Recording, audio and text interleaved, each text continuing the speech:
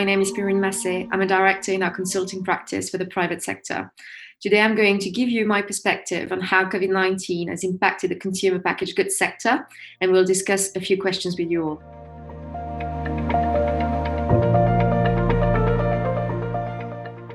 In my opinion, I think that the consumer sector is facing three main challenges. First, I would say it's definitely around agility and relevance.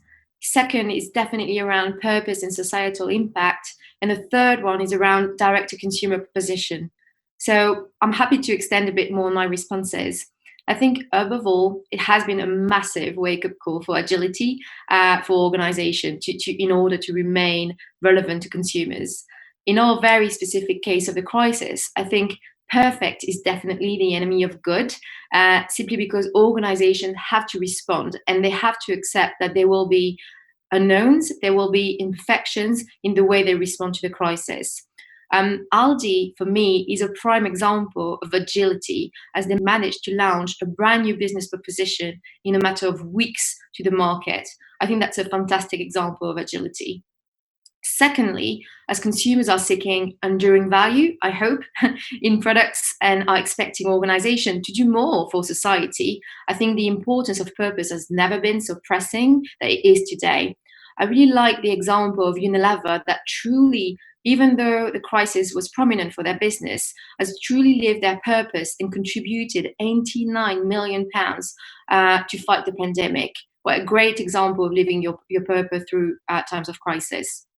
And then finally, I think under-optimized direct-to-consumer operations such as fulfillment, logistics, customer care have really emerged under a completely new light as these direct-to-consumer volume have shifted overnight towards digital channels. And it has been very complicated for organizations to deal with this.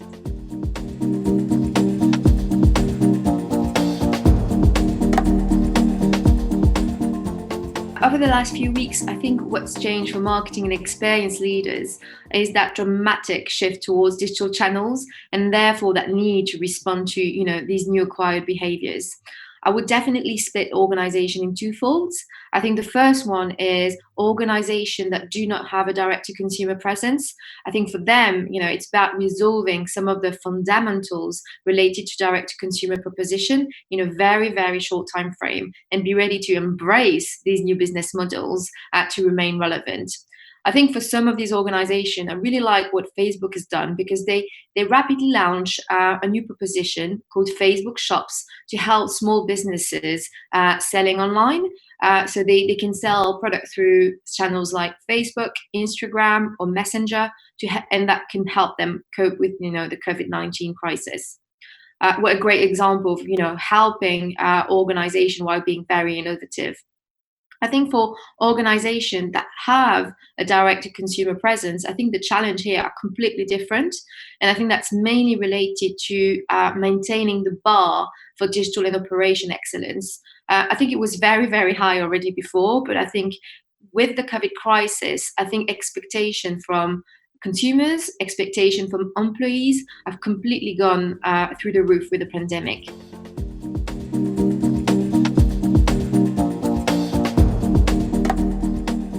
I expect some new behaviors to continue after the pandemic. So I think first and foremost, I'm expecting a permanent and stronger switch to online.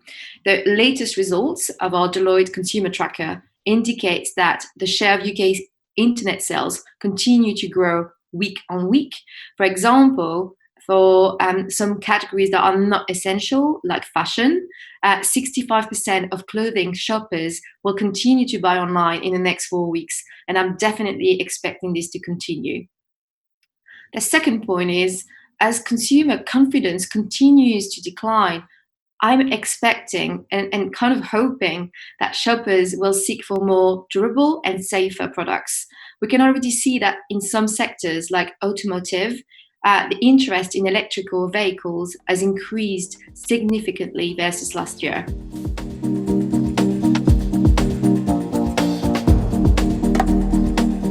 To navigate through the current crisis, organizations have to shift their strategic priorities and investment to embrace a mix of tactical and strategic missions to not only manage short-term challenges, but also to build on future priorities. I think short-term, I would definitely recommend to deploy a cross-functional SWAT team that, can bring different expertises like data, social, search, content, commerce, operations to really quickly respond to what the consumers need and want, and really prevent that brand switch. I think short to medium term, I would definitely recommend to assess very quickly your digital technologies, capabilities, talents, and actually proposition as well, to make sure that you have a very concrete and pragmatic plan of action to tackle the gaps identified as soon as you can. And then finally, I would say do not underestimate the importance of purpose. Make sure that this is crystal clear to you, your employees, and your consumers. I think I strongly believe that consumers will now more than ever question how products are being created, distributed, transformed, or even recycled.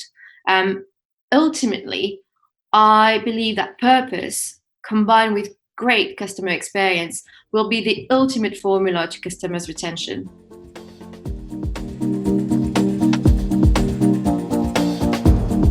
For me, what's next is definitely a big question. However, I think marketing and experience leaders will have to embrace these new engagement models where purpose, human values, and connections really sit at the core of their engagement lifecycle. I think building these meaningful connections with the wider communities are what consumers and ultimately employees will expect and demand from organizations. I strongly believe that organizations who do prepare to be resilient, who do prepare to adapt very quickly to the market, will win in the future.